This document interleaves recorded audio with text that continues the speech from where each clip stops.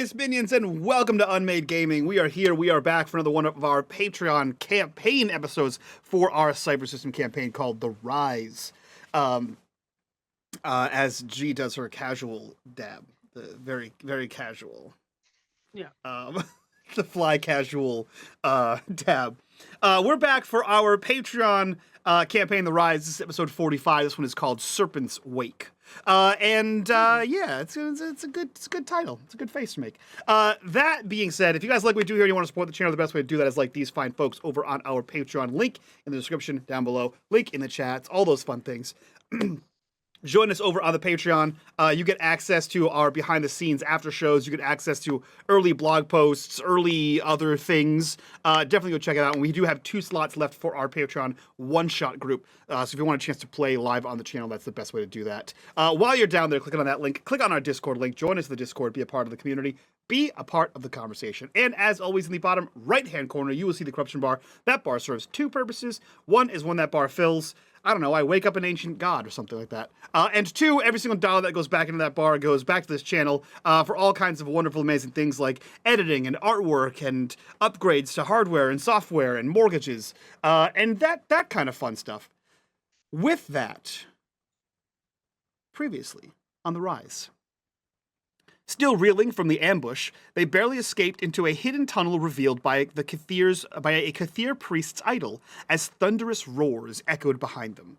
The party descended to a rocky precipice overlooking a bottomless crevasse, discovering an ancient mosaic depicting a massive winged serpent. As they pressed deeper, the oppressive heat and distant sounds of rushing water hinted at greater dangers lurking below. But below you went, and you found yourselves in a off temple, you believe, of Cathir, of the Cathir. You are safely inside this temple. There are candles and altars and this mosaic on the wall of this winged serpent, and you see that there is a large door on the western side. The 4 of you are in here. It is quite warm, I don't know, most of you guys don't use American units. You guys don't use freedom units. So it's hot. It's a hot summer day. It's hot. It's uncomfortable. It's very humid in here. It's like a hurricane, but dry. So it's a dry heat then. It's a very wet heat. It's a very wet heat. It's like a hurricane, but hot. There you go. Is that better, G? A monsoon. A monsoon. Yes. It is very warm. Like the air itself feels sticky the deeper you go.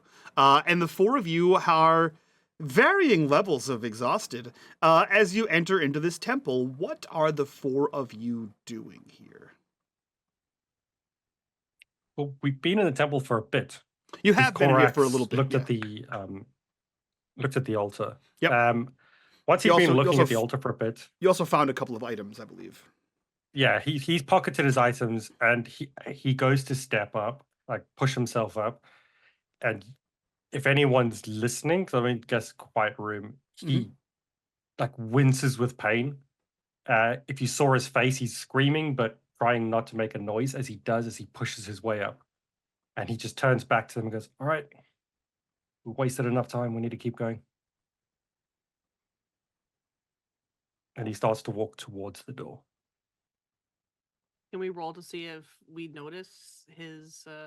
I think if you're paying attention, noticing someone in physical pain is pretty worn across his face, even though he's trying to not make any noises. So if you're actively looking at Korax, you would notice. If you're off doing your own thing, you probably wouldn't notice. No, I mentioned last time that Antares was with Tandri at the door preparing to leave. Checking to make sure the coast is clear type shit. Yeah, you listen at the door, you don't hear anything on the other side of it. Okay.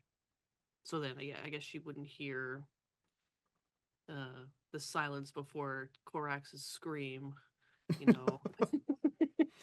And she whispers or talks quietly to Tandri, "Why is it so goddamn hot in here?" And she's like fanning herself. There are parts of this area that are jungles. Everything here is quite humid, and yeah, there's sections of this deep that are dense, thick forests. I'm not sure. I think, given the reptilian creatures, I think they thrive in a more hot climate. Interesting. So we're gonna be sealing. We're gonna be walking through forests. There is a bit, yeah. Again, I have no idea where we are now. This is not a route that I or anyone that I'm aware of has ever traveled. I know that there are places here that are dense jungles. I don't know where they are in relation to us. I would need to get out into an open area and reassess the terrain to try to figure out where we are. All right. Well, let's try and do that then. And she will glance back at the boys, and she will like look at all three of them. Are we ready to go? Corax. Corax is just nodding. I think Mina would have noticed what Corax was doing. Given he placed devoted defender on him a while ago, I think he's been paying close attention to Corax. And Mina just looks over at Antares and says, I could use a break actually. That beast took a chunk out of me.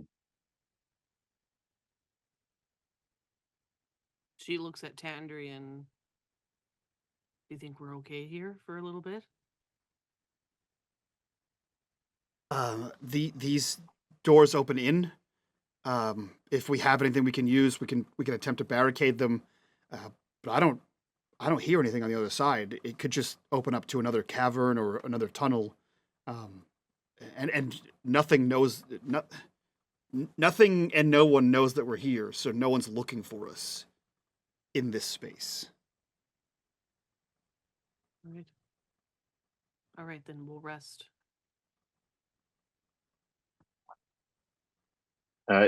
Mina's just across from the other side of the door, and he just says, "I'll take first watch if you want to find somewhere more comfortable." And he'll sit with his back against the door so that anyone coming in will immediately alert him. Yeah, Tandri unloads his sizable pack in front of the door to kind of line, and he kind of motions for anyone else to put their heaviest shit in front of the door. How injured does Mina look? He probably doesn't look too bad. He did nearly get swallowed by a dinosaur. So, but in the grand scheme of things, he seems okay. Other than that, he seems fine. But yeah. Okay. How about I take the first watch? Seydlitz and I are fresh. You get some rest. Just get me when you are ready to switch, Antares. She nods. Yeah, she gets some shut-eye. If there's an upstairs section, Seydlitz is going up there, looking for a window to just casually just sit next to. There is not. You are in a cavern. You're in a domed cavern essentially. The only exit you know of is this door to the west and the the hidden tunnel you came through in the wall that used the priest's idol again. So yeah, there's convenient window into the tunnel to watch out from. No convenient tunnel windows. Yeah, so you have basically there's a wall. There's parts of the area that it's tiled. You see there's the wall that has the altar, the large mosaic of the winged serpent that you guys have seen multiple times at this point. And there was a couple of things that Korax has sort of rifled through on the altar itself. But other than that, the room is just large and mostly barren. Plenty of space for anyone to lay down with a, sleeping system of some kind, or just rack out on the floor. Yeah. Yeah, Mina will find a corner and just head over there and just go down on his knees and just go into a sort of meditation. Okay. And Terry's will just put her bag down and then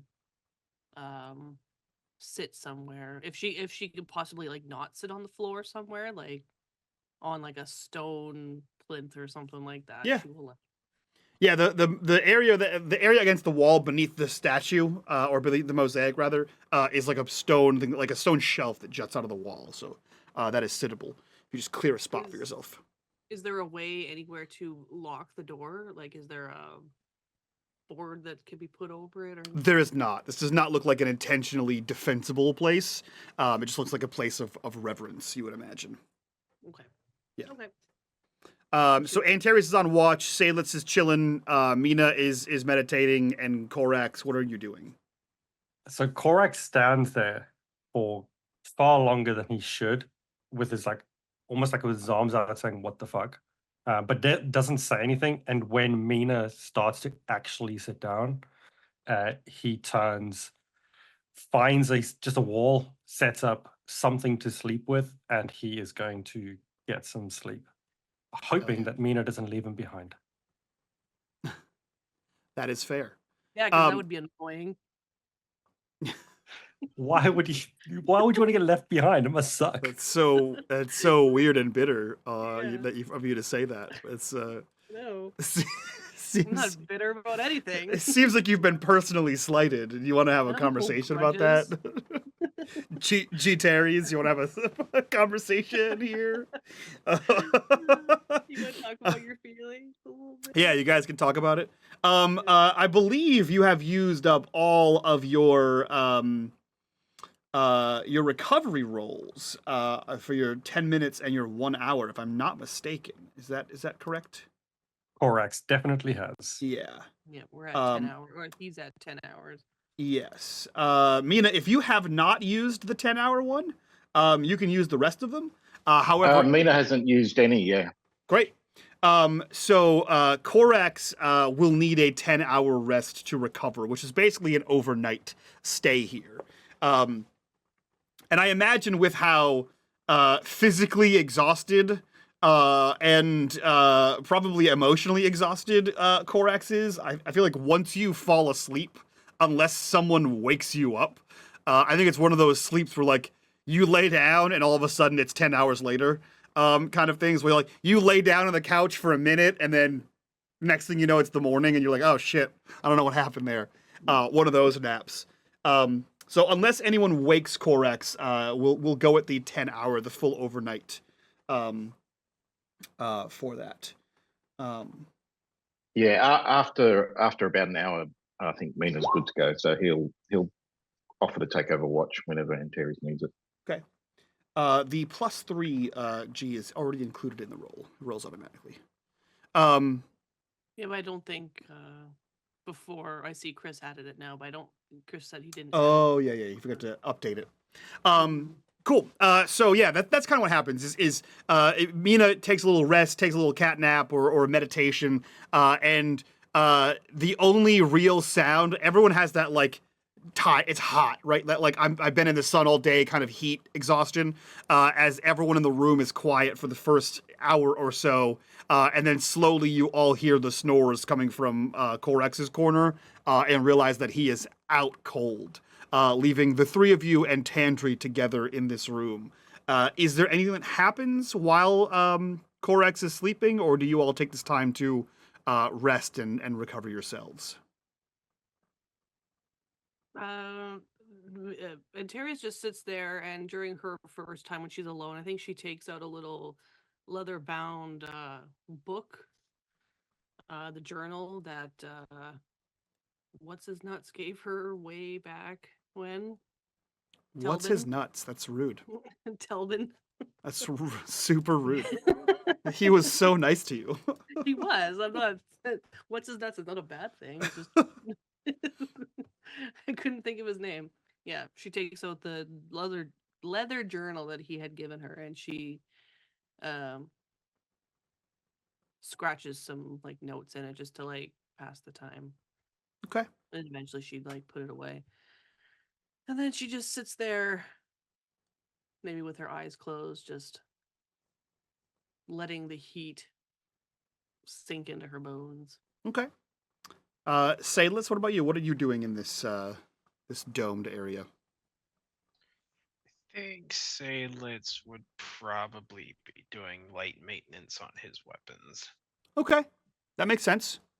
Preparing for the worst. I like that. And Mina, after your little cat nap, what are you doing? I think he just starts focusing on his self-aware, listening for anyone kind of talking about him specifically, if he can hear anything from those down on the third depths. Okay. Yeah, this has become almost a routine for you, and you kind of tune into this, and you hear. It's not like a constant thing, but every so often, you can dial it in to like the people in the third depths that are seeking your aid, right? Just to like check in and make sure that they're still seeking your aid. Them calling for your help is a lot better than no one calling for you at all. The implications of what that could mean are far worse. But you check in and you still are hearing multiple usages of your name, or at least affectations of your name, calling for your aid. So you know there are still people alive in the third deep. None of these. Mina, we're safe now. We got out. Hooray! No, none of No. those. None of those. And I'm sure Mina's doing those annoying things where he's just responding to them, but no one else can hear that half of conversation. Yeah. So it just sounds like he's talking to himself. Talking to himself. Yeah, perfect. Hours pass. Maintenance happens. Meditation happens. Prayer happens. Pacing the room. The shifts change at the door. And towards the end of Corex's sleep, Tandri, who is at his shift at the door, has his ear pressed against the crack between the doors. And he just sort of waves like in a downward motion to all of you. Now you're not sure if he's trying to get your attention or what's he trying to do. And then he brings his face to like the side, or his hand to the side of his face in like a shush kind of motion. And then he looks back to you and he says, I think I hear something. And tears will come over. I here. And he like steps out of the way and allows you to put your ear against the wall. Go ahead and roll me an intelligence perception. Do I have anything for perceiving? I don't think so. No. Sorry, what's the difficulty? Oh, sorry. Difficulty is 4. Oh joy. 18. Hey. 18. You do hear something. You hear... Interesting. You hear not like... It's a sound that you can't identify. Like, you don't have a frame of reference for what this sound could be. It sounds like... almost like a humming or a buzzing or a whirring, like something in motion. But it's not like the grinding of stone or like the metal or like a wheel. Like it's something you've seen before that you can like connotate this sound to being like, oh yeah, that's the sound of like a wheel rolling down the hallway or something like that. You just hear this like a kind of repeating, humming, almost warbling sound over and over again. It's very faint, like it's distant from where you are. With my 18 bonus, can I tell if it's coming our direction? You listen closely and you like press your head, your ear further against the door. You don't think it's coming in any direction. You don't think it's moving at all. You think it's a stationary sound in the distance. Okay. She looks at Tandri and raises her eyebrow. He shrugs. Do you think we should move on? We have only one direction to go.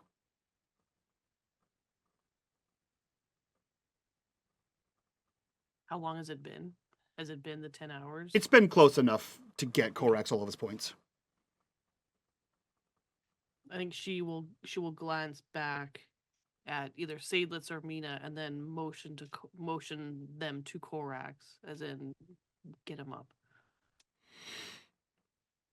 Seydlitz goes at the suggestion and quietly moves to wake up Mina and then Korax.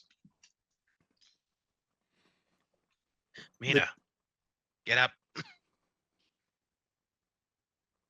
Mina just comes fully awake straight away and grabs his spear and says, "What's going on?"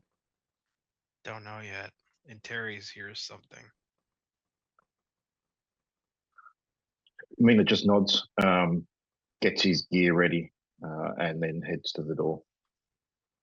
Wake up, Korax. Seydlitz quietly walks over to Korax and just gently nudges his shoulder. See if that'll wake him up.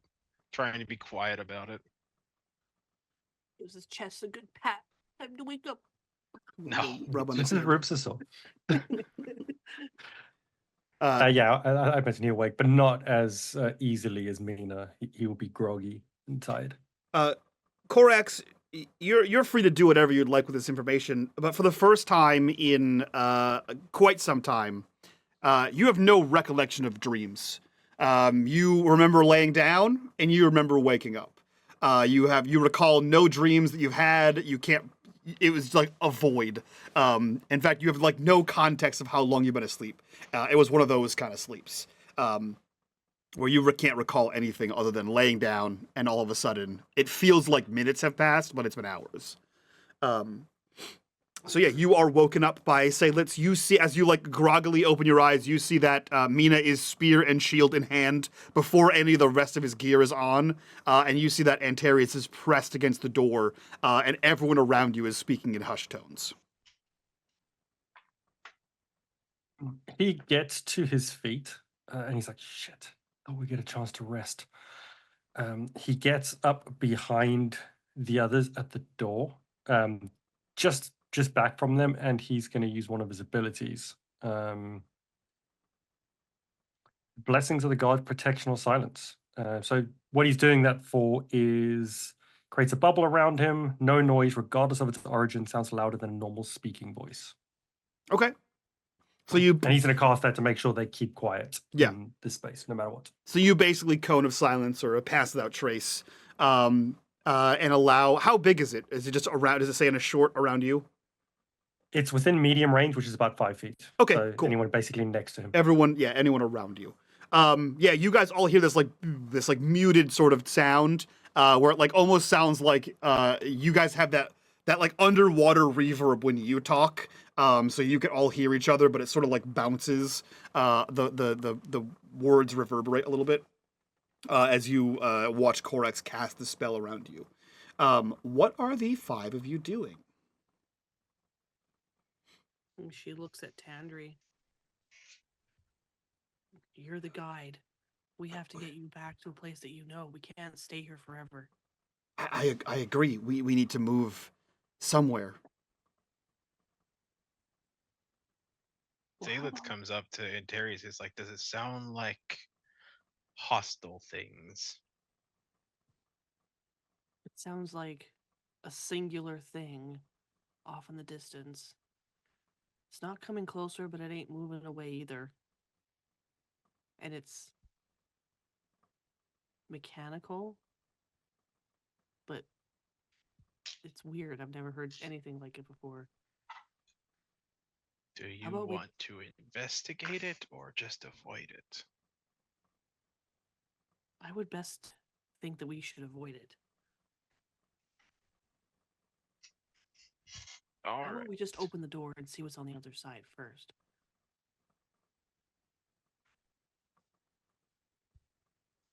And she puts her hand on the door handle. Or whatever counts for It's that. just a big push door.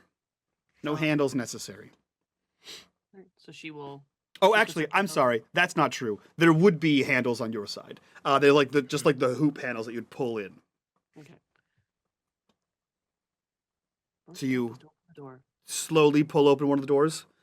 You see a lit tunnel leading away from where you are. It goes to the end of your vision, and you see it like kind of like curving and snaking off in some direction. Does the sound change at all when the doors open? It gets slightly louder, but it gets an appropriate amount louder when there's not a door in the way.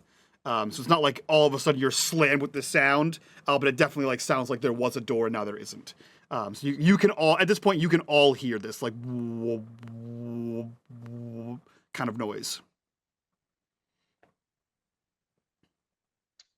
I have no idea what that is. None of you do. It's like it doesn't sound natural to Seydlitz. For sure. I will say, is everyone crowded around the door? The open door, Yeah. or you just open it like a crack so you can see out of it? Well, when she opens it and sees no one there, she will open it more. Not Okay. like wide open, but enough that everyone can single file step out. Sure.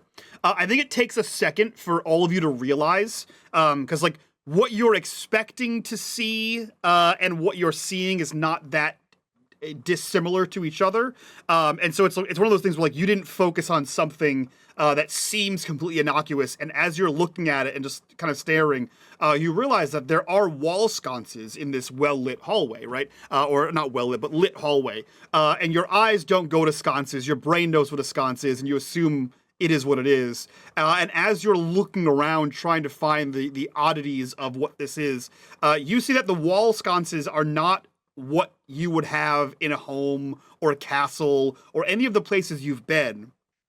They are like they're made out of metal. They're isometric, like geometrical shapes, and the top of which is like a carved blue crystal. And the crystal is what's glowing, and there is nothing attaching the sconces to the walls. They are just floating, just over head height.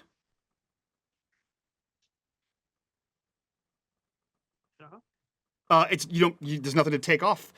You move it, or you go to like move it, and it will move freely. And as soon as you let go, it back to its place, as if it's like magnetically held there or something.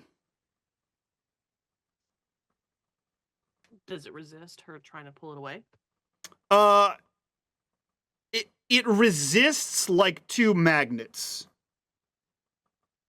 Like you can feel like it's supposed to be here. So when you pull it, there is a bit of like you're pulling it away from where it's supposed to be, and as soon as you let go, it just buoys back to where it's supposed to be. Okay, she just leaves it. Well, shall we?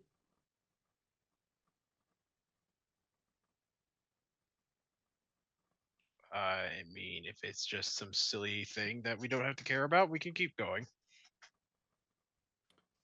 Tangi sort of throws his pack on and kind of like not pushes by all of you, but definitely like skirts around all of you to get into the 4 position. And he kind of nods and starts slowly moving down the hall if everyone is planning to leave. Mina gears up and follows close behind Chandru. Okay. Every 10 or 15 or so feet, there's another one of these isometric geometrical sconces that are just floating here, casting this like blue-green. It's actually a very similar light to the bioluminescent algae that was in the switchback staircase. So it's a similar light scheme as you make your way through these wending tunnels. And you realize probably a few minutes in, as I imagine all of you are listening closely and moving quietly, you are moving closer to that sound. It is getting louder in the direction you're moving. But you've also noticed quickly whether any of you has said anything to each other. This is the only direction. This tunnel does not split at all, and it continues on, just sort of snaking back and forth, leading in one single direction. You at least know what direction we're moving in. No. I have no way to Darius, I tell where think we we are should just- here. Terry, I think we should just get used to the fact that we're lost and just keep going. Well, I know we are. I know we're lost, but if we know let's say we're traveling this like east, which was the direction we were traveling before we encountered the Thunder Beasts. At least we're moving in the forward direction. And she's traveling like behind Tandri. Okay. In second spot. Tandri continues leading the way, and you round, and you're not like, it's not a straight hallway, just so it does like serpentine around, so it's kind of hard to tell. You move around a long bend, and you see what you imagine to be a nearly identical set of doors to the ones at that temple. They also open inward towards you guys, and I'll say anyone who's I don't know, smart enough at architecture, or at least observant enough with architecture, would know one of the dungeon mottos of unMadeGaming. All doors open in, except for exterior doors. So anytime you're building a house or a dungeon, exterior doors that lead to the outside open out. All other doors open in. So the doors opening towards you means that you are on the inside of something, moving towards the outside of something. So you would all, I think, be aware of that kind of concept. So you're in something moving out towards a main structure, or moving out towards, you have not reached the outside. This is not an outside leading door. So you get to this. Aware of some meta architectural concept. Yeah, that's actually an architectural concept that's real. If you go to any building or your house, they're all doors lead in. All doors open in. Like your bedroom door opens into the bedroom. So you see these doors and you see the handles on them, and where like the hinge plates are, and these doors open inward towards you. What do you guys do? Can we hear anything? You hear that warbling, humming sound, still coming from the other side of this door, louder than it was before. And it's not like incredibly loud. It's not like you're walking towards like the engine room of a ship where it's just like almost hurts your head. It's still a very low, like constant noise. But if you like tune your ears to it, you guys can all hear this noise. It is kind of one of those like. The closest thing I think of, it's kind of one of those noises that like your computer makes a whirring sound and you just sort of tune it out into the background. Like you can hear the fans going. So it's like a low level noise that's just constantly there. But you're definitely getting closer to it. We will pull open the door and peek through the crack. Okay. You pull open the door, peek through the crack, and you see a massive, smooth stone floor out in front of you. And as you kind of like look around, what you're looking into is a very, very large domed room. Very high, like maybe 100 or more feet high is the ceiling on this place. And you can see the dome, and you can see that because there are more of those sconces lit in like rings almost around this place. And you can see built in here are structures and buildings. And you see there are Kathir sort of moving about in here. In fact, The face you made, G, was perfect because you look around and you see people on the ground, but you look up like not admiring, but like marveling over the height of this place, and you see on a this blue-green opaque but not like solidly opaque, so semi-translucent disc floats through the sky, and on it is a Kathir as it moves somewhere. Holy shit. And she's like, the door's just like this. Yeah. She's gonna close it. I don't think we can go that way. We don't have any other way to go. It's a fucking Kathir city. I know where we are. That's kind of a problem. Okay, where are we? The vault. There's That sounds, yeah. that There's sounds like there's only one way in and one way out. well, yeah. And that's guarded by thunder beasts.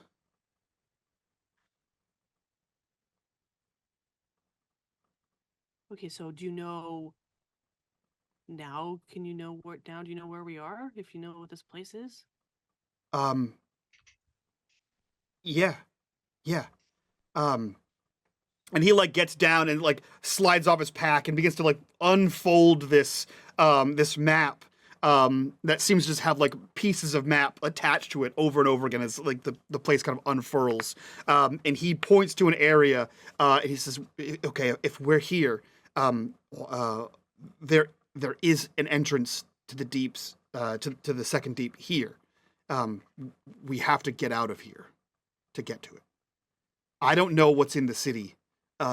We have only gotten close enough to know that there is a city.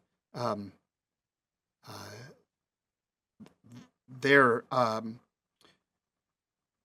are ecological reports seem to indicate that there are two different,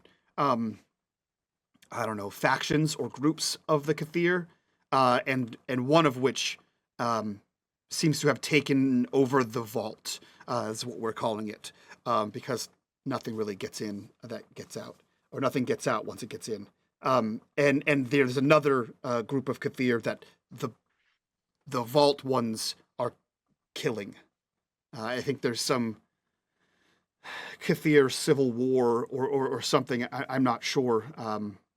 Neither side really likes to talk to us, so we haven't gotten a lot from them. So what are the odds of them trying to murder us as soon as we show our faces through this door? Probably high. Very high. I don't know anyone that's ever gone in here and come out.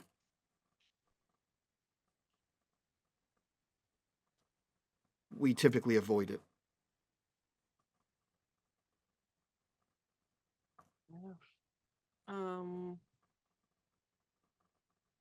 She's gonna crack open the door again so she can look through.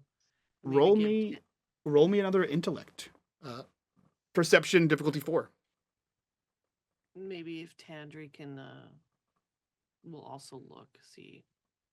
Seydlitz was also like. I'll give you an asset for Tandri also looking. Seydlitz would also like to look. Yeah, go ahead. So roll. 19. Intellect. Jesus, I'm wasting these rolls here. Hell yeah. Get all the good ones out now. Yeah. Like that. Okay. And Terry's, you look through, and there's like a very quiet communication. It's very like Scooby-Doo, right? Where you're like standing up looking, and Tandri kind of squats down and looks underneath you. There's like a very quiet, like up to down communication between the two of you. Like he'll bump you and like point a finger. And you quickly realize, though there is quite a bit of movement happening in the city, it's not like loud. It's not like loud hustle and bustle. Not that you could understand what they're saying as they're speaking in Kathir, but you realize that everyone seems to be focused in a single direction. Like you see more of these hovering discs all moving in the same direction. you see people walking from one area to the same direction, and they seem to be, if you're looking in, they seem to be focusing towards the back side of the domed wall where you can't see. It's behind buildings. But most movement seems to be going from that way. And with a 19 with a minor effect, you can also tell that the sound, that warbling, reverberating hum, is also coming from the same direction that has everyone's focus. Okay, Tandri, can you have any idea what's over there? I think so. If my bearings are correct, straight across from the gate to the city, the opening to the city, there is a enormous metal statue, the same one we've seen. And he sort of like indicates behind you the winged serpent. We think it's some sort of Kathir god or something. They're all going that direction.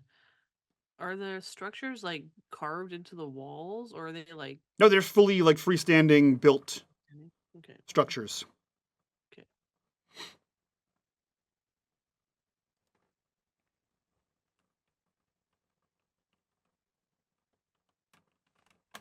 Jesus, this is the only way to go. So we only have one way out, and it's where everybody else is headed. No, it's the opposite direction of everyone else is headed. Yeah, but in theory, you said the gate was guarded. By Thunder Beast is what he said. We must just climb back out the way we came and go back into the chamber we left. No, we have to go down.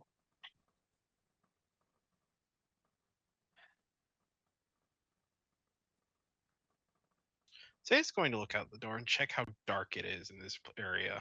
Well lit. Like, no, like casted shadows, all that I stuff. mean, yeah, there's casted shadows. I mean, imagine it's like a city with lights. There are like around the dome, there are circles of lights that sort of go up to this dome. That's why Antarius can see the ceiling of it.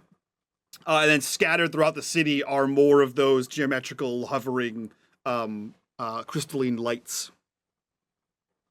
So, like, yeah, there are shadows because you can't possibly light everything, but there is lighting. theory, we could sneak our way to the That is side in door. theory, yes. It's like thinking of using my event skill. I still can't seem to pronounce that word. And as you look out, everything looks like it's a lot of the buildings are like multi-tiered. You guys see a lot of like archways. You see like a lot of like mosaic tile, even built into the ground. Mosaic tile up the walls, depicting various like kinds of serpents. Very serpentine motif. And many of the buildings are flat. And the highest point of the buildings are usually capped with like a round, like an egg-shaped dome on all of these things. But archways is a constant running theme on all of their buildings.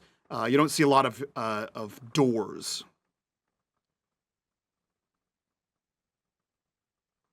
Well, in theory, we can sneak back to that other gate, since it's on the opposite side of where they're all seem to be gathering. But then we just have to. Hopefully, the Thunder Beasts are not there. That sounds like a lot of hoping. Well, we can't stay here unless we're literally going back the way we came. This is the only option. We need to go forward. I agree. Forward is best. It's worth the risk. In theory, the Thunder Beasts are looking out, protecting from people trying to get in. So maybe we can sneak out without them noticing.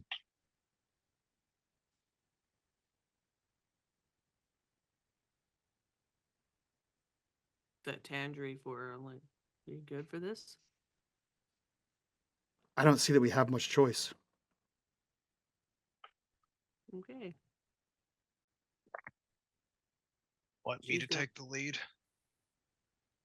I think so. Well, as long as you know where to go. We're gonna peek again and see if there's like if the quote unquote coast is clear. With your 19, the coast is as clear as you can hope for. Okay. Okay. You slowly push the door open, and the 5 of you spill out onto the city streets of the Cathir Vault. You are all treated to the same sights that Antares has seen, with these floating discs that are carrying Cathir in billowing robes. You see their serpent tails are sort of like out and around and sort of wrapped up underneath the discs themselves. You see more of these glowing like sconces, essentially. You see light projecting from several of the buildings.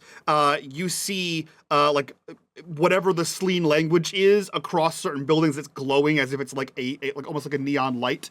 And as you walk out, I'll say, Korax, you're probably the easiest distraction from this. You look to see where everything is moving to, and you see that massive metal serpent, but you see no less than 24 floating discs that are sort of aligned around, like in front of that statue. And even from this distance, you can see the glowing disc, you see the Cathir on top of them, and you can see some sort of light projection in front of the Cathir, and you see them moving their hands and grabbing light and readjusting light projections. As they're like grabbing things, they throw light, the other one grabs the light, pulls the light down, and they seem to be working across some sort of display of light as they are in tandem working with something. And you guys all realize that that's where the hum is coming from, is that area over there. What are you all doing? Well, we still have Corax's protection of silence around us, so if Yes. we clump together, we can move quieter. Yes. Okay. Well, it's nothing. No sound is louder than a conversational tone. So you're still at like talking volume. So if like one of you like stubs your toe and yells "ow fuck," it comes out. It's like, oh fuck. Okay, so we're not like our steps aren't like muted. No, your steps are as loud as steps would be. Yeah. I will give you all an asset to stealth if you are planning to stealth. But where are you headed to? What are you all doing? You see some stuff you've never seen before. We're heading to where Tandri says is the way out, or the entrance away into the second deep. Okay. Tandri looks around and tries to get his bearings in the city, and he turns to an area, and you see him kind of do a little bit of a shrug, and he starts to slowly walk in that area. He's not, you can tell, and he's more or less said it, he's not 100% sure where you are in the city, because they have no reports of what the city looks like inside. So he's doing his best assumption of where that door is. And he like looks around, and you see him walk towards like one of the alleyways between two buildings, as he is walking away from this iron serpent in the back here. Are you all following? Mm-hmm. Okay. You all follow. Go ahead and roll me a stealth roll. So this is going to be a dexterity, any bonuses you have to sneaking, and you all get an asset for Korax's spell. Sorry, what was the difficulty, Mike? The difficulty is going to be 5.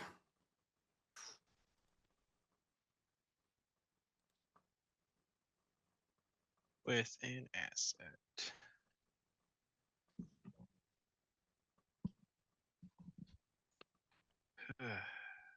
One success. One failure. Come on, how do I fail what's essentially a 2? The dice hate me today. Do you have any XP to re-roll there, Seydlitz? No. Okay. Okay. You have all succeeded but one, and you have succeeded by a decent enough margin here. So as a group roll, you have succeeded. So yeah, you follow as Tandri sort of leads down one of these alleyways, and you can see there's no like glass here. So like the windows are like cross-hatch, like lattice work. A lot of the doors are similar or just open archways into homes.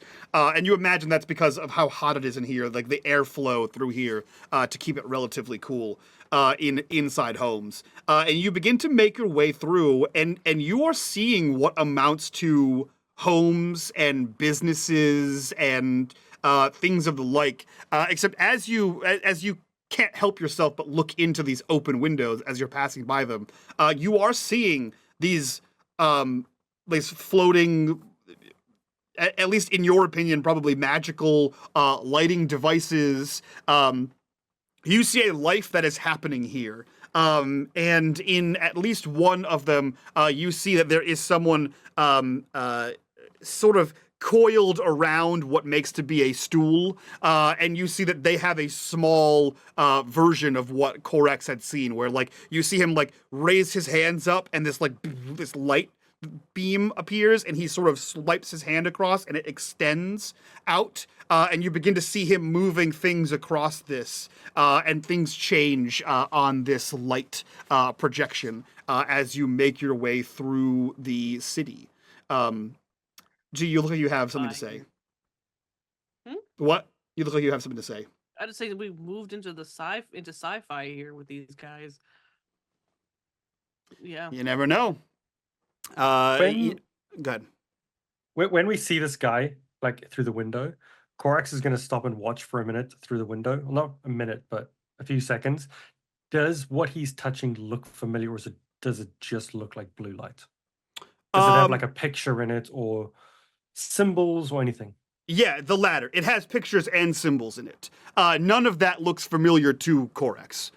This is completely foreign. This is like a level of magic that you've never seen or heard of before. It seems to be like almost a theme here. Like you can correlate what he's doing to the light projection crystals, like the street lights essentially, and whatever the floating discs are, they seem to be sort of tied together. And at this point, you kind of think maybe even the hum is tied together with all of this. And this is entirely foreign to you. You have no idea what this is. And at the same time, the man here looks like, he looks like a snake person, but he looks like a guy. He doesn't look like he is, like in your experience, his house isn't full of like tomes. He doesn't look like a sorcerer. He doesn't look like someone of like incredible means. Everything in his house looks fairly simple. Granted, you have no idea what like the hierarchy of like Cathir capitalism looks like, but everything here looks fairly simple. And yet he has this magical form of something that's happening here. He doesn't look like what you would consider to be a sorcerer or a mage or anything like that. He looks like a regular guy.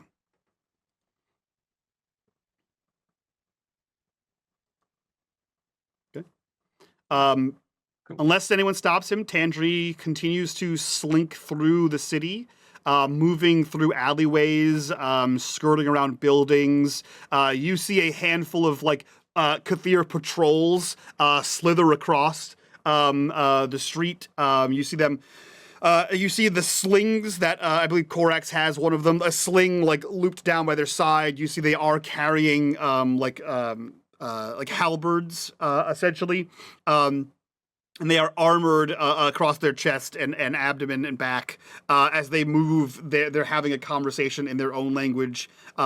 And every so often, perhaps one of you looks back and you see this massive statue. As you like center yourself on the statue, as you're making your way around this like circular dome-shaped cavern, you see more and more that this iron statue takes up the whole thing, like almost arcing up to the full height of this dome. And it looks just like the mosaic you had seen previously. A coiling back and forth serpent, head pointed out, mouth open, and wings unfurled. And you realize now that the wings unfurl and sort of wrap around this dome, as if enclosing it inside of its wings.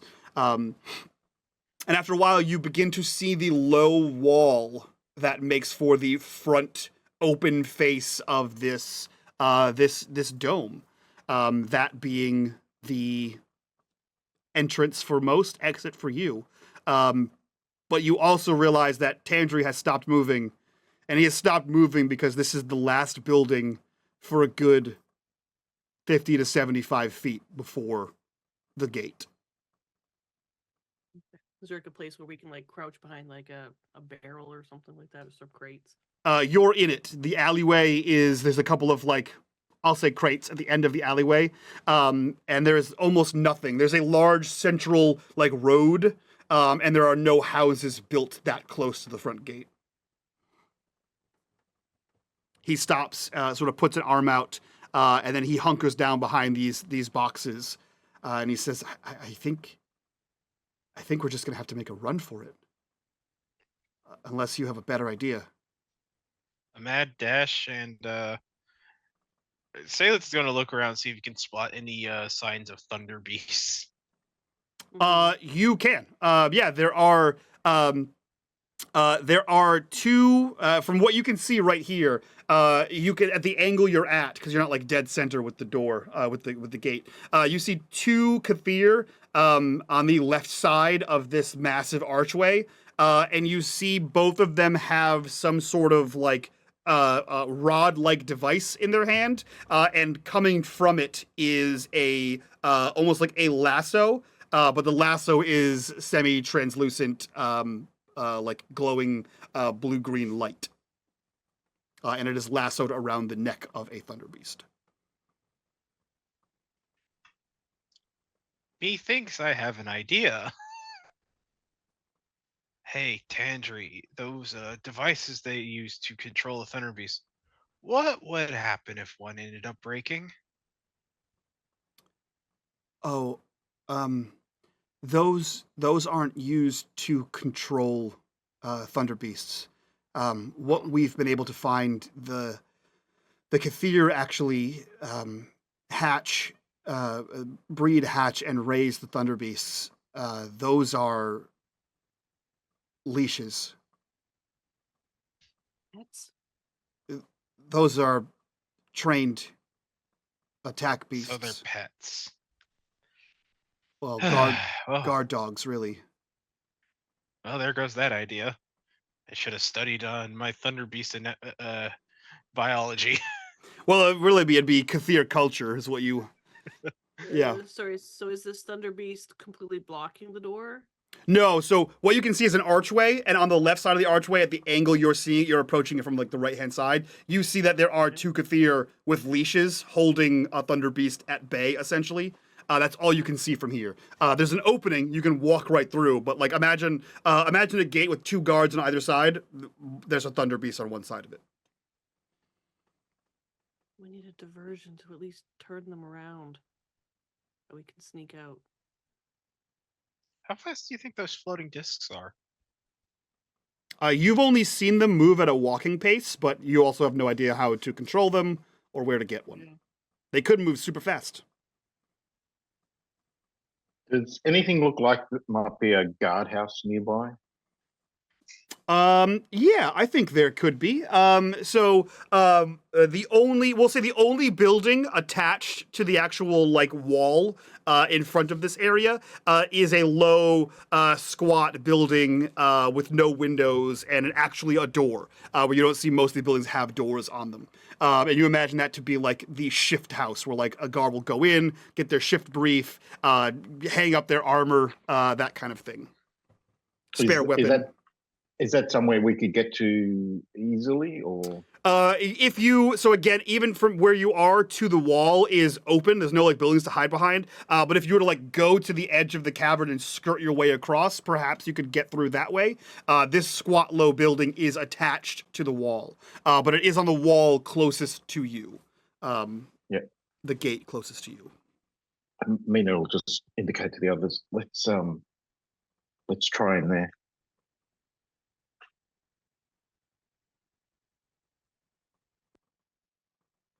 Get in without being noticed. Unless you have a better idea. Well, we can't stay in there. We can't stay here either. Well, we might find something we can use to cause a distraction or help us get out. Yeah, we need something to distract. She glances at Korax. What about your magic? And Terrius, as you glance back, you realize a couple things. One, that the hum that sort of had become background noise, but you were kind of acutely attuned to it, has stopped. The warbling, humming sound has stopped. And as you look behind you to look at Korax, you see that the eyes of the serpent are glowing red.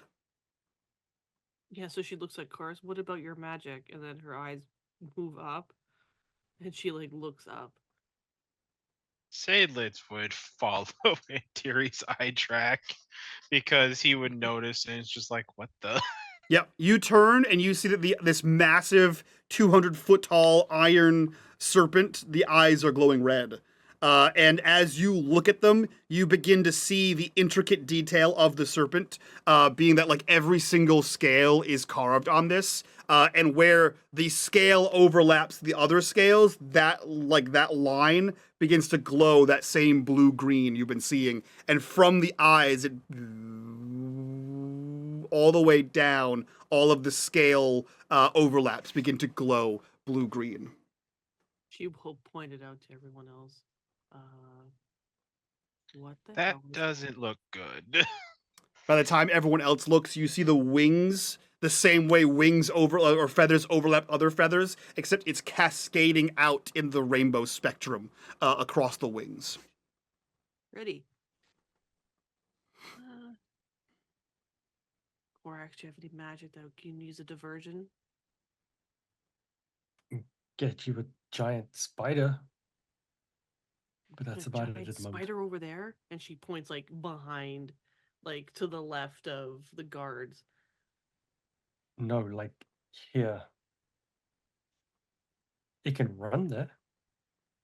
I mean, hopefully. That's what the book says. I've not really tried it. Anything else? What about that big sky dragon? Yeah, everything else that we've been doing is taking a lot out of me. I can't get that at the moment. Fair enough. Therese rolls her eyes. You all begin to hear a rending sound of metal, like the sound of metal twisting and warping, coming from the back of the cavern. There Are is the a guards a reacting? commotion happening back there. A happy commotion or a scared commotion? You can roll. You can roll for it. Roll intellect difficulty 5. Okay. I don't have anything for that. Sense emotion or any empathetic traits might help you. Happy backstory. The god anything of like that? empathy. Yeah.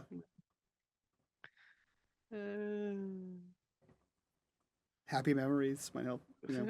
Nope. You can't tell. It just sounds like a loud commotion. And are the guards reacting? You can see that the guard closest to you, from what you can see, like the most inward guard, is looking back,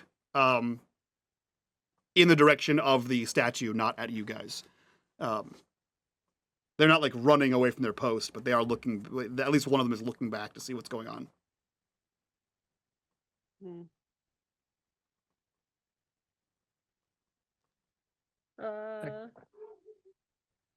Korax is going to take out the scale that he grabbed from the altar. Mm-hmm. Is it reacting at all to what's going on? Let me remind myself what the scale does. My notes just say scale thing. That's great. Oh, I know what the scale thing is. It's not reacting. Okay. I remember. I forgot to write it up, but I know what it is. It's something cool. That's for sure. Korax hasn't figured it out yet. So Yeah, that's true. So you pick up the scale and you take a look at it. It is not reacting in any kind of way. The sound of metal rending still continues. In fact, is getting louder. You begin to hear not exactly explosions isn't the word I want to use here, but definitely the sound of like loud like explosive bangs. Like you hear like the sound of something busting, as in like a boom, boom, kind of happens. It sounds metallic and hollow. And do we hear Cathier voices? Or is You hear commotion coming from the back. In the commotion is Kathir voices. Okay, so Antares has caused a lot of commotion in her days. So could I nothing sounds like screaming. Okay. If that helps answer your question. That's what I'm worried about. Okay. Was worried about. Okay. Mina looks to Seydlitz and says, can you set fire to something? Cause a distraction? You're good at that. I have 3 torches on me, but that would take way too much time.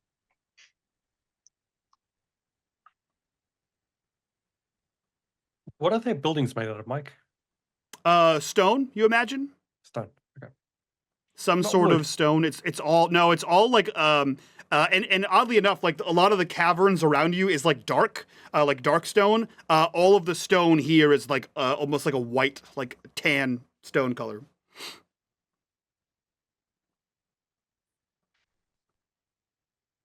You hear more of these explosions happening behind you. Are they speeding up in how frequently they're happening? No, they're pretty, if you're paying attention to that, they're pretty much like every few seconds one goes off, and they seem to be at a regular interval. So if it's 5 seconds, it's every 5 seconds. If it's 10 seconds, it's whatever it is, it's the same interval every time. Korax looks at it and says, whatever's doing that is not going to be doing it for long. At least I don't think so. The distraction that we currently have is only going to last so long. I mean, the noise could help us, so I think it's worth risking at this point.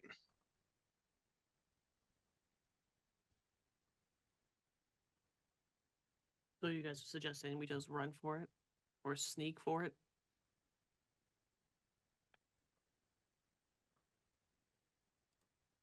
I don't know, but we can't stay here. We need to go.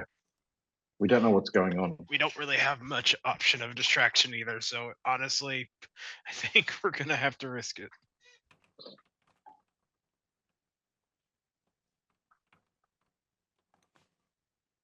See?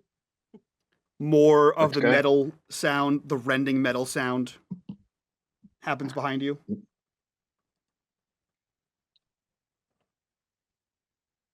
Mina just says, let's go.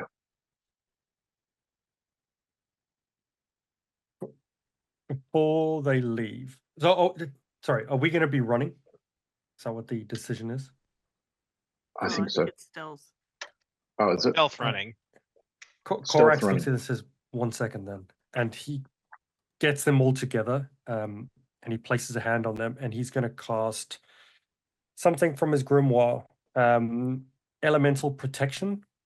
You and every target you designate within medium range gains +5 to armor against direct damage from one type of elemental damage. And he's going to choose lightning for 1 hour. Okay. Thunder Beast, that he's going to go with he's going to take a risk. Okay. So you cast this spell, and the continuous these explosive bursts happen in the rear as you begin to cast the spell. You sort of arc your hands out, almost mimicking the wings of the serpent as you cast this spell over your friends. And you hear the rending sound of metal yet again, followed by... Oh, soundboard, don't fuck me now. There's a giant hissing noise. No, it's supposed to be... Nope. Oh, Mouth wait, noises. wait, Mouth wait. noises. I didn't hear It sounded like my noises. phone on vibrate. You I hear... know, right? you hear that as you all look behind you, and you see that the metal rending and the explosive bursts were the buckles holding the iron statue closed. As you now see the iron statue is wide open, and in it is the life-size version of the serpent god of the Cathir as it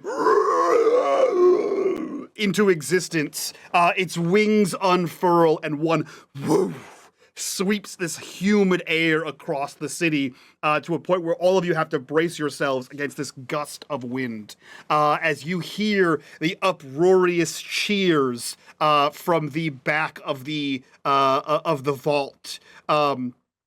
And you see Tawdry look back, and whatever your plan was, he's sprinting towards the gate. Okay.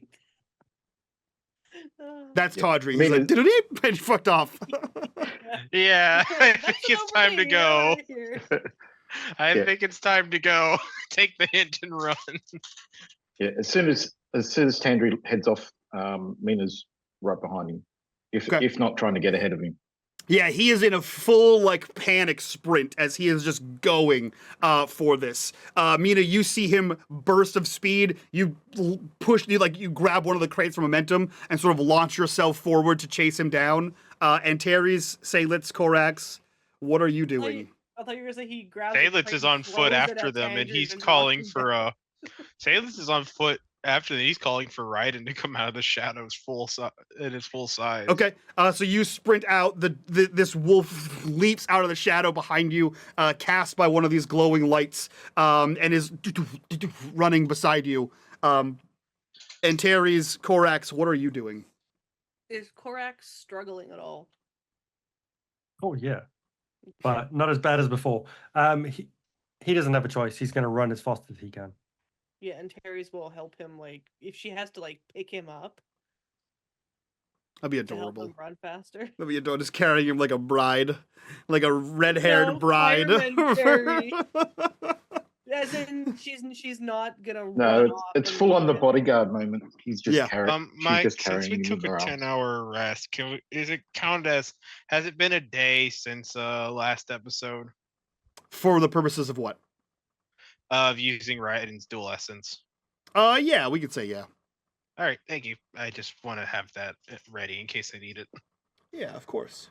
In case I need to make Thunder Beast run away from an intimidating howl or something. We'll see. We'll see. My point is, and Terry's is not running away and leaving Korax in the dust. Yeah, That's that my makes point. sense. So all of you begin to sprint towards this. You hear the bellowing roar of this serpent, this massive serpent creature behind you. And you are barreling towards the gate. As you round, not like round the corner, but as you make your way towards the gate proper, you realize that what you could see was only the left-hand side, and that on the right-hand side, now that that has come into clear view, is a matching set of guards. Two more Cathir, a Thunder Beast, both of them leashed. And you see that all of the, you see that two of the guards are looking back at the display behind you, and their eyes narrow towards you, and you see them both tug on their leashes as if to yank the Thunder Beast attention away from the exterior and towards the interior. Roll initiative. The difficulty is going to be, let's see here. What are the Point out these stats? are pets now. What's the stats? They are. They are war beasts. Yeah, Let's but you see say here. they're being kept as pets and then being trained. They are trained attack dogs. Yes. Let me see here. Thunder Beast. Difficulty 7. For initiative? Yep. It's the difficulty of the creature. Well, I'm going to spend a speed point to reduce that by 1 step. Yay for danger sense. All that means if you fail is that the beasts go before you. Which you guys are running away anyway, you know. Who says you have to attack? Well, I'm more worried about the difficulty 57 that's behind us. What? The difficulty 57 is a corruption bar, by the way, just so we're clear on what happened there. Okay, so that beats difficulty 3, reduced. Okay, cool. All right, so Seydlitz, you are the first to act in total. And you act before the Thunder Beasts and the Thunder Beast handlers. Everyone else acts after everything. So Seydlitz, you're up. What are you doing? I'm going to order Raiden to let out his howl and make the Thunder Beast and their handlers deal with a level 5 intimidation. Outstanding. See if I can just give us an extra turn. Cool. I forgot to reword that because I wrote it like it was for me. I am. Let's see. Well, if here. I need to roll it instead, I can do that. Yeah. So go ahead and roll me 1 difficulty 2. It's gonna be might. The Kathir automatically fail.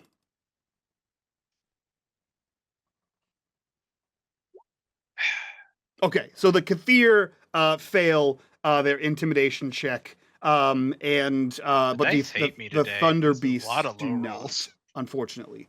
This is a lot of low rolls today for me. Yeah.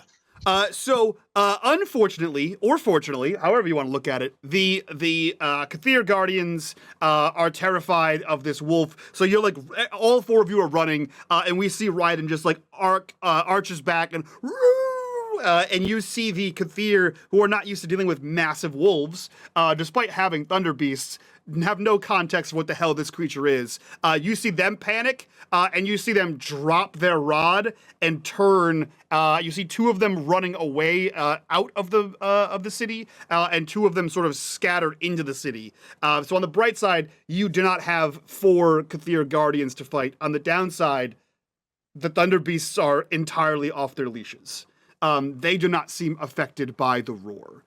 So that is Seydlitz's turn. That brings us to the Thunder Beasts.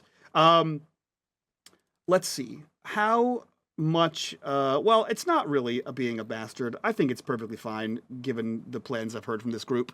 You see these Thunder Beasts begin to move quickly towards your group. The first one dips its head forward, and you hear a Wilhelm scream as we see the last of Tandri.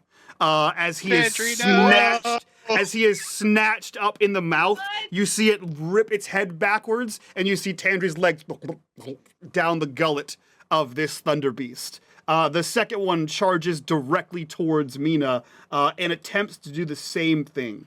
Mina, I will need massive bite. Let's see here. I will need you to make me a might. I'll need you to make me a speed defense roll, difficulty 7, to get out of the way of this fucker.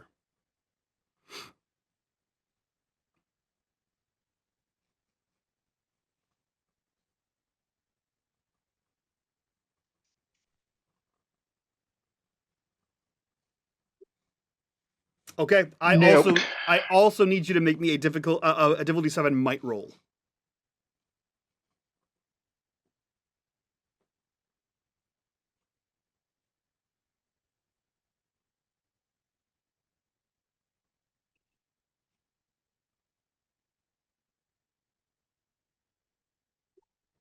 Success. Okay, great. I do apologize. The speed difficulty was actually supposed to be a 5, but you did not beat a 5, so you're still down. So you get got by this thing. Fortunately, you like get your spear and your shield in just the way where like you feel it clenching down on you, and you're still able to pull yourself out of its jaws before you are shaken like a rag doll. You do take where did my thing go? Yes. Sorry, Mike. If it was a 5, he should have succeeded.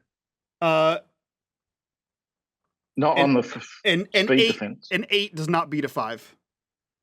No, but he's got trained 2 assets and effort. So his final difficulty would have been a 1. He Because rolled on his 7, his final difficulty was 3. So yes. -2 from both. Yes. 7 minus down. Final was a 3. Yes, it would have been a 1. You're correct. Why does that? Oh yeah, it beats Just difficulty saving 2. me now. Okay, yeah, you're right. You're right. It does. So thank you. So yeah, you are able. You see it. The same thing happen that was happening to Tandri. You see its head come down and go to grab you, and you deftly dive out of the way, sort of like bouncing your shield off of its jaw as you continue your run or stop and face it off, whatever you want to do. But that is the Thunder Beast's turn. That brings us to Mina, Korax, and Antares. What are you doing? Is Mina down? No, he's fine. Okay. It did not get him. Running. You're just gonna sprint past them? Past the Thunder Beast? Mhm. Yeah. Okay.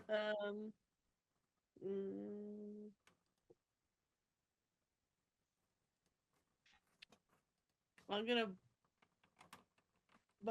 activate my Nimbus, and it's gonna flare up with the same like white golden light that she used outside of the holdfast when they arrived.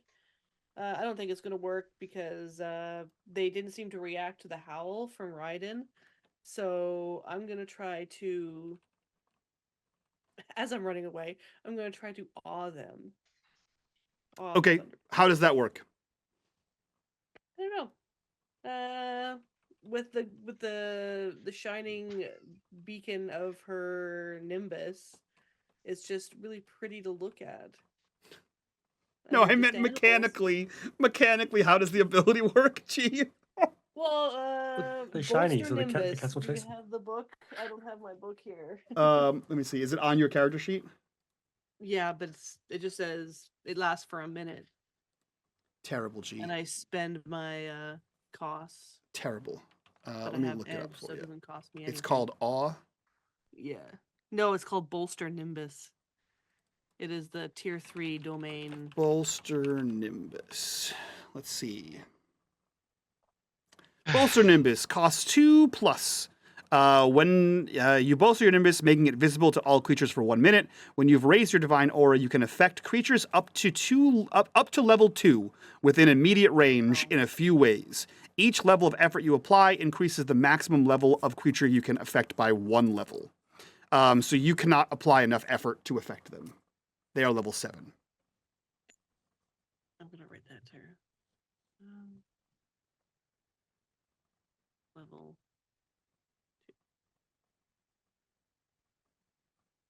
2. Okay.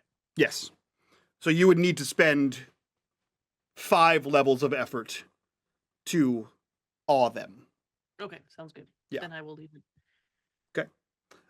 You can use it for other shit like protection, where you gain armor. Yes, that is true. Maybe I'll do that. So basically, you gain +1 armor against all attacks, including the kind of attacks that armor doesn't normally apply to for 1 minute. Yeah. Okay. She'll do that. Cool. So in that said, the Nimbus just like it bursts out above her head, and then the gold light just kind of it's like the light is being like poured like water down onto her head, and then it just like encompasses her in like this golden outline. Okay. I like that. That's very cool. That is Antares running, casting a protection Nimbus. What is Korax and Mina doing? I think Mina will What's the likelihood of Corax being able to run past them without getting chomped?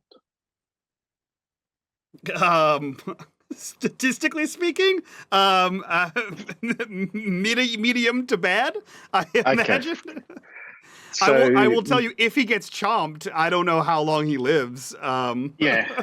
So I think Depends how much damage they Mina do. will, at the very least, Mina will square off against the dinosaur that attempted to grab him, with Okay. hopes to get Antares and Corax past before it eats them and makes them dinner. So he will. Well, I'll tell you this, Corax. So the bite is 10 damage immediately. Armor does block that. However, if you then fail the subsequent might roll to not be caught like a ragdoll, it does another 6 damage of speed damage. That ignores armor. So a total of 16 in one hit. It's about one round. Okay. Yeah. I'll survive 2. Not great. Not a great time. There's a reason why they are the guardians and of the city. They don't fuck around. And it's a good reason why you guys ran away from the last time. So yeah, you square up with it. Are you going to attack it? Yeah, I think Mina will attack it. Okay. Difficulty 7 to attack this big guy.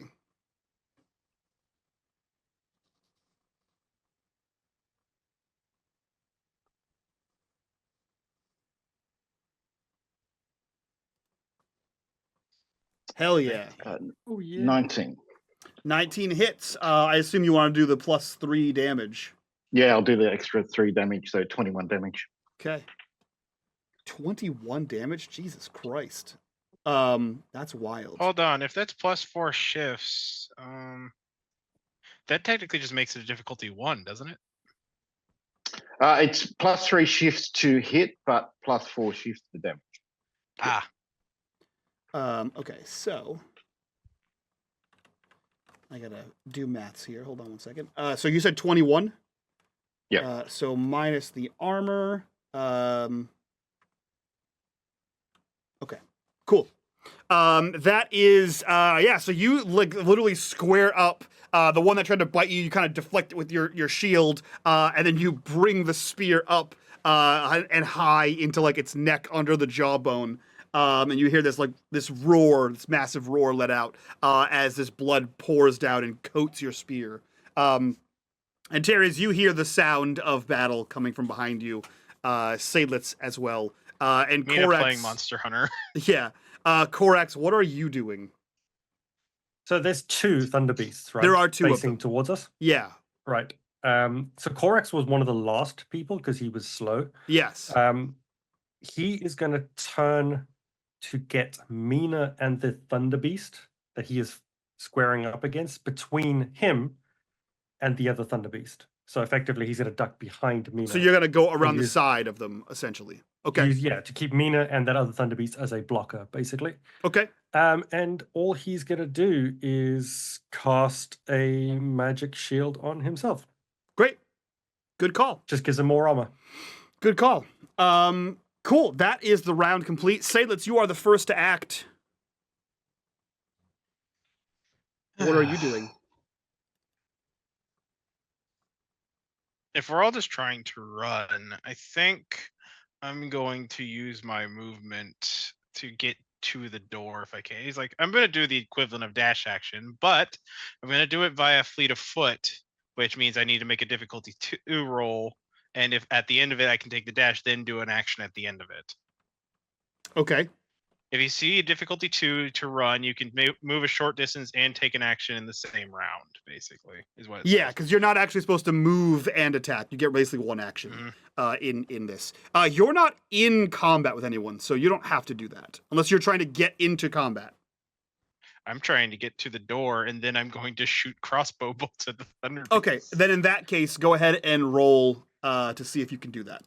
I have 2 divine shifts in dexterity movement, so wouldn't that be an automatic success?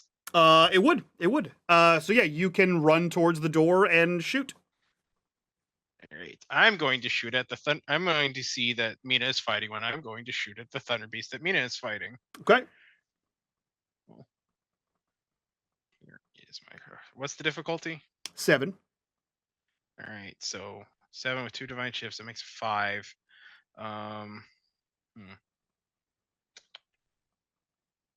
Where's the?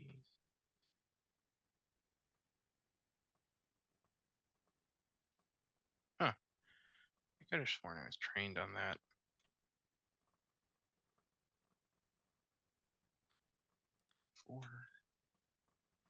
All right.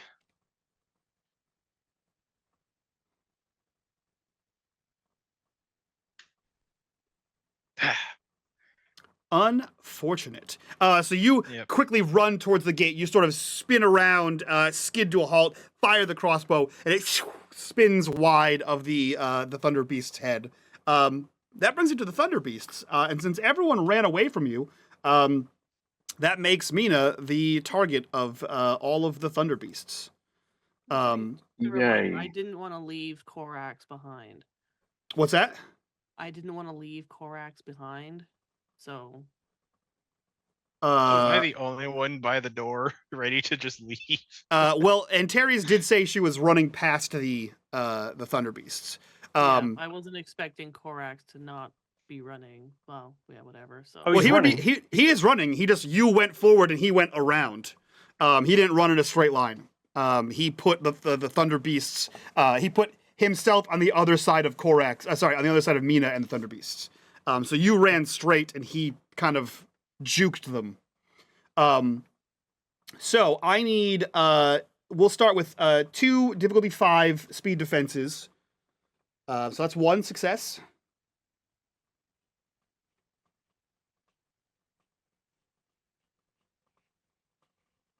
One more for you, Mina. Mina fucking success. Mina 2v1s the fucking dinosaurs. As they are you see the other one turn, you see bits of Tandri still leaking out of his mouth as it snaps towards you, and you get a nice crispy view of his fetid, disgusting mouth. And both of them are trying to eat you alive, Mina. To no avail for them. So both attacks miss. Do I That get brings any us. bonus for that 19? What would you like for a minor effect? That the second one snapping distracts the one that I hit before, so I can have a chance to hit it easier again. I'll take that. Hey, actually, you know what? I'll give you a choice. You can either have an asset to attack the other one, which would be the one you already damaged, or you succeed with enough speed that you see the remnants of Tandri's backpack that you know his map was in. And you can either reach in and grab that and ensure that you have a map, or you can get a better chance at hitting the other Thunder Beast. He'll go for the pack because he knows that there's probably a change of pants that he's going to need after this one as well. That is fair. So you basically, like, it snaps towards you, you clock it as it's like, rah, like bring its mouth towards you, and like you dash out of the way and simultaneously grab that and just sort of throw it to the ground, scattering it and some of its contents away from it towards Korax. Korax, you see the backpack or shreds of a backpack hit the ground and sort of scatter towards you, one of which you know to be Tandri's map. Korax and Antares, what are you doing? Korax is going to grind to a halt if he has to, and he's going to grab as much of Tandri's stuff as he can. Okay. And bundle it in his arms, and he's going to carry on running towards the door. Okay. So you like slide, scoop up as much stuff, and you get back up. And Antares, you can look over your shoulder. You see that he is grabbing a bunch of shit and moving towards you as Mina is 2v1ing dinosaurs. She will drop back to help Korax and then yell at Mina to hurry the fuck up. Okay. And kill them, or Hurry up and am kill I taking too long Thurs. killing these beasts? So yeah, you drop back to help Corex. As in run. That's your action. Mina, you have 2 on you. What are you doing? Is Korax far enough past that he could get away, or Yes, does he need Corex more- is far does enough away that he do I is think he far enough need more removed that time? he can get away. Okay. So Mina will he'll make a control the field attack to position himself in a way that he can just turn and sprint. Okay. So I believe that's your action, so you'll have to turn and sprint on your next turn. Is that correct? Oh, Yeah. you still have to hit too, don't you? With the control of field. No, I don't need to hit to have the effect to be in the right position, but I need to hit if I want to do any damage. Okay, perfect. So go ahead and roll for it. See if you can kill a dinosaur.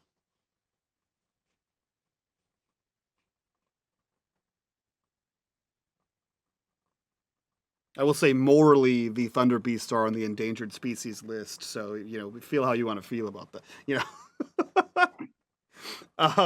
That is a success. What's the damage total? Is it 15? It's only control the field, so he doesn't get his shifts, unfortunately. So Okay. he only does 4 points of damage on it.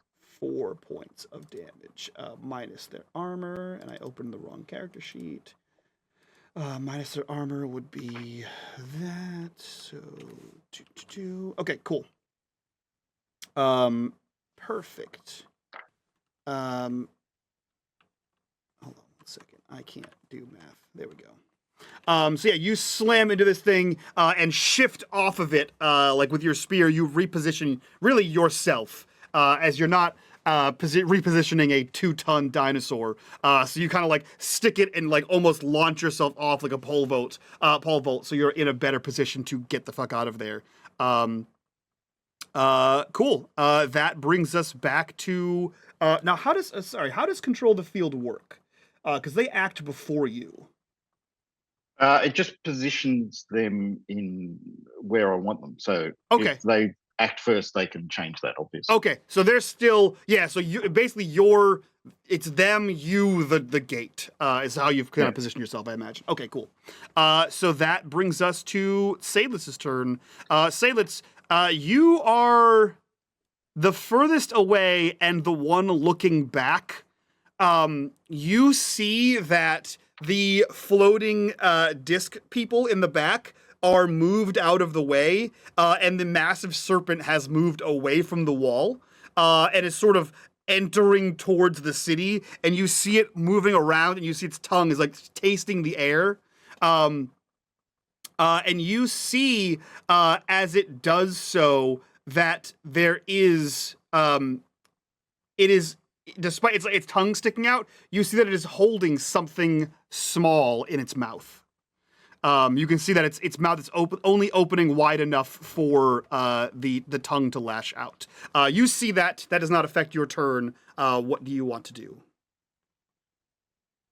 So this entrance, is it like an actual gate that can be shut? It would, but it's open. So the gate is open. So there is a gate there. I am looking for the gate controls then. They are your hands and feet. Oh, boo. It's never all simple like a lever. Yeah, it's not. Portcullis maybe, but this is just a gate. Well, Usually, Seydlitz you don't need a big drawbridge when 2 fucking dragons guard the gate. People usually go, I'm not gonna fuck with that. That sounds like a bad idea. Seydlitz is going to start closing the gate and leave like one part of it open enough where we could fit through, but the Thunder Beast couldn't. Okay, cool. So yeah, you use your action to start bringing the gate together. Perfect. I will take 2 more of those rolls from you, Norm, to see if you get eaten alive, which I highly doubt it. With all your stupid shifts and your stupid shield. God of protection, We my can butt. only hope. God of protection, my butt.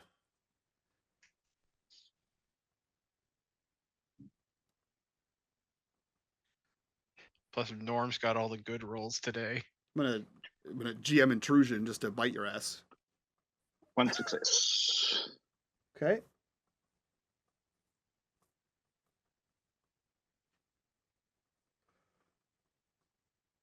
It's okay. Every asset's just slowly whittling down, or every effort slowly whittling down your Yeah, resources most people's anyway. one at the moment. Yeah.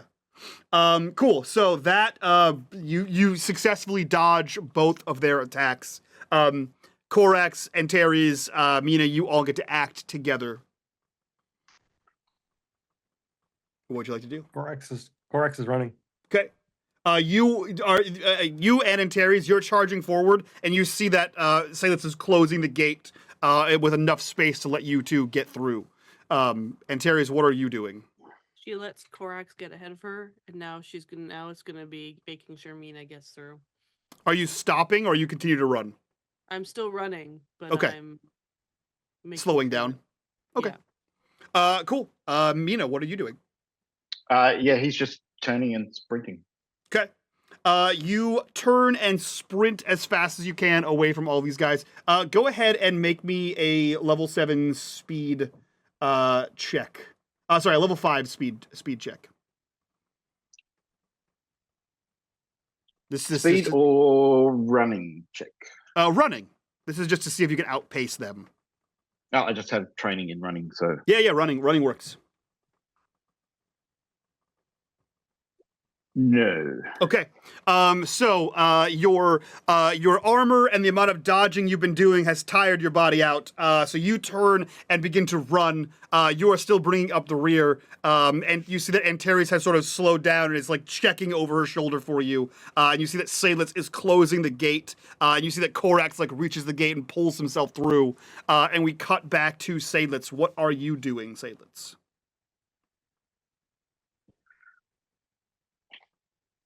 Well, Seydlitz is going to stop closing it when it's enough where they can get through, but not the Thunder Beast. Yeah. And he is going to basically be ready to close it once everybody comes through. Okay. But if I have room to make another action, I'll just shoot my crossbow at the Thunder Beast, I guess. Yeah, go for it. Difficulty, what did I say? 5. 5. Oh no, 5 is to dodge them. Difficulty 7. How much effort does it look like Seydlitz is having to put in to push this gate closed? I mean it's a heavy gate, but he's not like 5. struggling to push it closed. Okay. Let's just do You fire your how many- crossbow. How many 8s have I rolled today? Quite a bit. Do you have any it's just- XP you wanna Is spend, or- is my dice is Roll20 rigged my dice to roll 8? Stuck on 8s. You fire whizzes between the two of them, and perhaps it was because you were distracted as this looming giant serpent is slowly slithering its way through the city in the general direction of the four of you. Gee. Norm, I will take 2 more of those speed defense rolls, as they are hot on your tail. I have not rolled anything other than an 8 or a 9. What the heck? That's Success.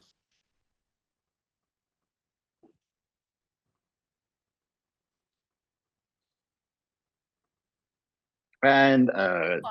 1. Do you have any anything you'd like to spend there? I have XP that I am definitely going to spend on that. Alrighty. Shit. Here's your, what does he call it? Law of returns right there. Yeah. Now, if only he rolled a second one, that'd be great. I still fail though. Still failed. Okay. Go ahead and roll me a might defense. Difficulty 7.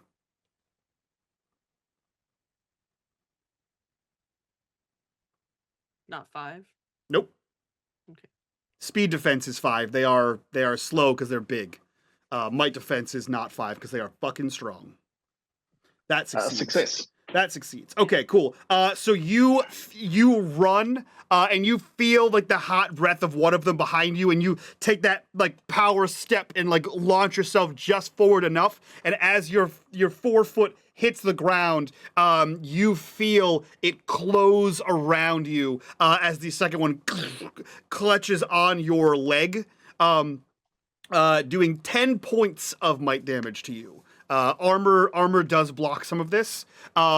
And with your speed, you're able to wrench your body free of the slowly closing gap between its teeth, saving yourself from being shaken about like a rat in the mouth of a dog.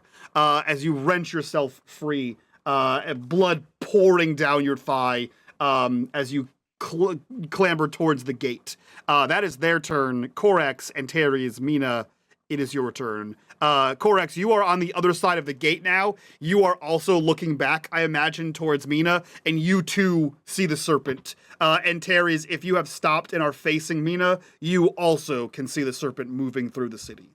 I haven't stopped, but I Okay. am now making sure that I'm physically helping Mina. Okay.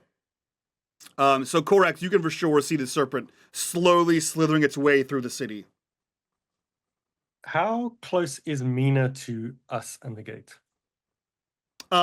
He can get there in this round. So a short distance per Numenera rules. Okay. I'll let Mina go first then. For whatever he's doing. Yeah, he's just running for the gate, and he looks at Antares and just says, "Go, go, go." Okay. Antares, do you go? Yep. She's Cor- just running. She's like running next to him now. Korax, something I would like you to make me a perception roll. Perception. I don't think I got anything that's going to help with that. Great, it's an intellect roll, and for you, it's difficulty 1. Ooh. I'll take a difficulty 1, Mike. Natural 1. Success. You look at your friends. You watch as Mina rips his own leg out of the mouth of this reptilian beast. You watch as, like, I imagine almost like a baton pass, right? Like Antares reaches back and grabs an arm that is forward on Mina and sort of like pulls him forward to escape the wrath of these creatures. You see this scene unfold before you. You see this massive, hundreds-foot tall serpent sliding through,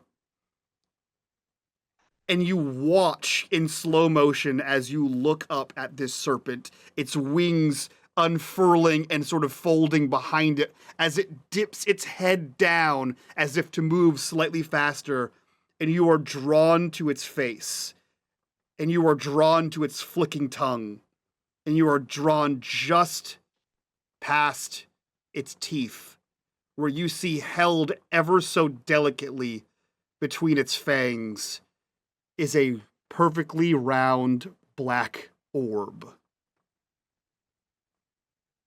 The snake god possesses the heart of gloom. What do you do with your turn, Korax? So, has Mina and Antares got through the gate? Yeah, sure. We'll say they're through the gate. And is it a gate that just crosses the floor, or does this enclose? Because you said it's like an arch, right? Does it enclose the whole arch? It encloses the whole arch. Okay. So Korax is going to stare at this for a second, and as they get past, he is going to cast a spell, which is lock.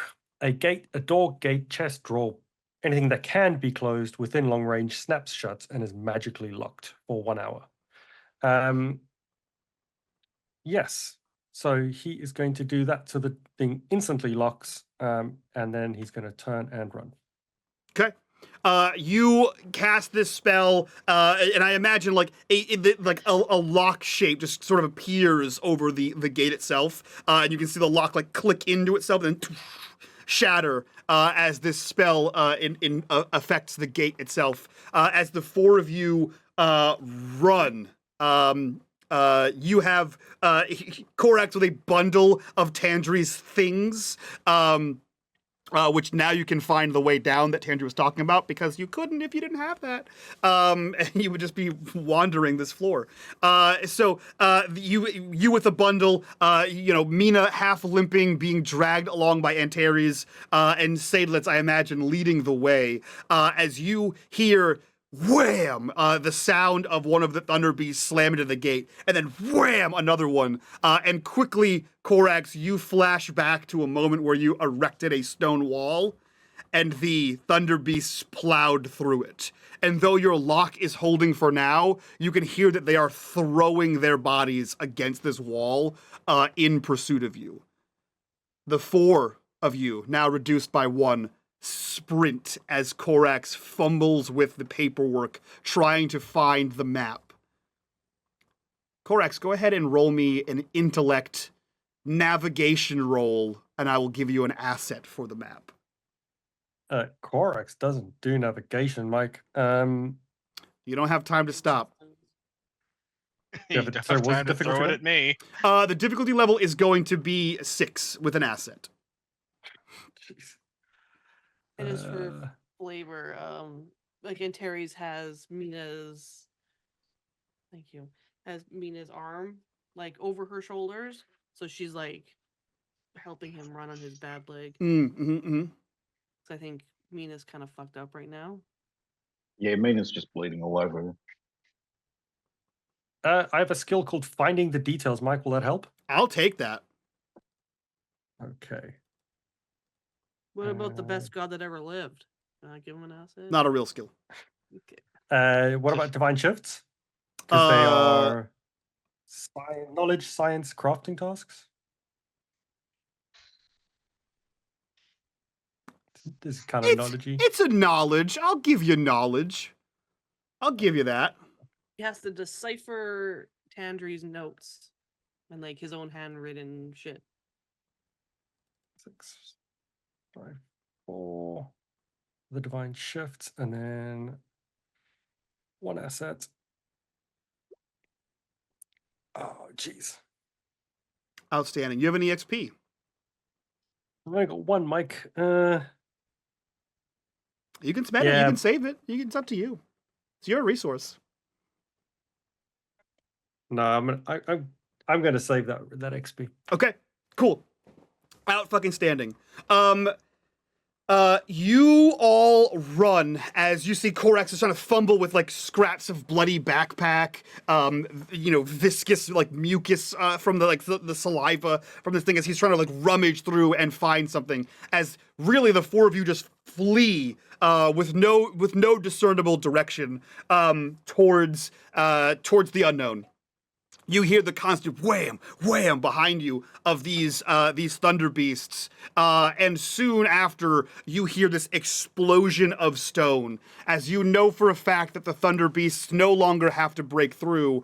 And anyone who may glance over their shoulder, you see quickly why that the winged serpent has lowered its head and is slithering, smashes through that wall, and is chasing the 4 of you down. Korax, you feel almost as if like the teeth rattling holding this orb. You feel like flashes of when you were holding the orb, and you can almost like see the village of Dawnsfall as like lightning sort of strikes. Your vision kind of goes black and white as you see lightning all around you. You back to the caverns. This lightning flashes again. Your vision goes gray as you see hordes of Nefar sort of go down. You're back in the cavern. Another lightning blast. You're ready to physically fight Antares in a bar as she tries to get the orb away from you. And before you all know it, Seydlitz, I need you to roll me a dexterity level 6. And we'll Is reduce this just that if you straight succeed. speed, or are you looking This is actually, let me see on your character sheet here. It's going to be straight up speed. say running, Not running. climbing, leaping? I will say straight up speed for now, but I will give you an asset on the next roll if you fail this one for something All else. right, so I have 2. So difficulty 6. Difficulty 6. I have 2 divine shifts, so that's a 4. And noting that I've been rolling 8s and 9s. I don't feel like being eaten by a snake god today. Come on. Yay. Okay, cool. So everyone else, who is next in line here? Antares and Mina, I imagine? Or would you be dead last? I think, would Korax be next, or? and then Yeah, and that Terry's and does Mina. make sense. So Korax, difficulty 6 speed, and I will give you 1 asset for this. And once everyone rolls, I will explain to you what has happened.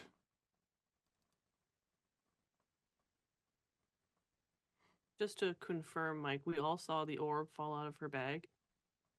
I don't know if you all did. I think you did. Did Korak see it? I don't- I could have sworn Korax. Was that I when he think had the Korax vision of the saw big it. snake? Yes, Yes, I believe Korax saw it. Korax did see it. Okay, Korax, you have failed. Outstanding. So Antares, I will give you an asset for this roll, but Mina, given your current narrative state, I will not give you an asset for this roll. So we're doing the same thing? Yep, I need a speed difficulty 6 with an asset for Antares, and just a straight up speed 6 for. Is it Mina. running related or It jumping is related? not. It is not running related. Is it fear related? No, it's falling related. Oh, good. Oh, One if we're about to asset. fall, I have controlled fall, by the way. Yeah, the problem is you don't know you're about to fall. Okay. Once you're falling, you can control the fall. Success. Okay, cool. So here's how this goes. This massive serpent is chasing you. Korax, you're getting these visions. And as you flash back into this, you watch as Seydlitz moves forward and you see him drop out of sight for just a second. You see his hand snatch up and grab something, but all of this is happening too fast for you to react. And before you realize what Seydlitz has fallen into, you tumble off the side of this and you turn to reach up and grab onto Seydlitz. Korax, you miss and you are plummeting. And Terry's, you see this happen too, and as you try to slow yourself down, you reach the edge of this, you and Mina tumble over, you reach up, you snatch onto Seylitz's arm, but the snap of the weight of Mina looses him from your grip, and he is also falling. Seydlitz, you are held onto the edge of a cliff, looking down as you hold onto Antares' forearm. Antares, you look up and quickly realize that your other arm is free, and you look down and you see that Korax and Mina are falling. And that's where we end this episode of The Rise. Fucker. can't remember if I Just put so my you parachute in my know, backpack. G, since I have controlled fall and I'm now am conferred holding on to a vertical surface, Seydlitz is going to opt to fall than deal with the giant snake. Oh, yeah. Whatever. Just so you know. The care. end, baby! I don't care. Whatever you want to do. All right, that is the end of episode 45. What did I say? Serpent's Wake. And now you guys know why I named it that. Yes, throwing an artifact level piece of divinity into the unknown abyss can awaken ancient gods that existed before time. So that's fun. But in the meantime, let's go around, do our introduction so that we can get the hell out of here, do our after show. And if you want to access this after show and all the other ones, join us over on Patreon like these fine folks. Link in the description down below. But for now, we'll start with the always salty at me, G. Who are you? Where can we find you on the internet? And what are you up to? I don't know. I don't know. You know where to find me. I don't want to say it all. All here, all getting mad at me in the various chats. Yeah. And Blue Sky. Find her on Blue Sky. And Blue Sky. Yeah. All right. Matt, same questions. Who are you? Where can we find you? What are you up to? I'm Matt or D in Mike's Discord, and you'll find me here playing Seydlitz in the Patreon campaign or finding a plethora of other characters in the Patreon one-shots. Hell yeah. Join the Patreon, to be able to see the after show too. That's true. Oh, also, we have 2 slots open for our aforementioned Patreon one-shots if you guys want to come play on the channel with these fine folks. Speaking of fine folks, Norm, same questions. Who are you? Where can we find you? What are you up to? I'm Normal Snow. You can find me in this campaign and in the one-shots, and very rarely in the Discord. Hell yeah. And last but not least, Chris, who are you? Where can we find you? What are you up to? I'm Chris Ekenegger. You can find me here in the Patreon campaign. You can find me in the Patreon one-shots, in the Atari Twilight Age of Always, which is next session's next year. Other than that, Discord. Perfect. That'll be it for all of us. Thank you so much for being here. Thank you so much for hanging out. Hope you enjoyed this episode. And tune in next month to see what happens to our intrepid heroes. But for now, that's it from us. We'll see you guys next time. So from all of us to you, bye-bye. Bye.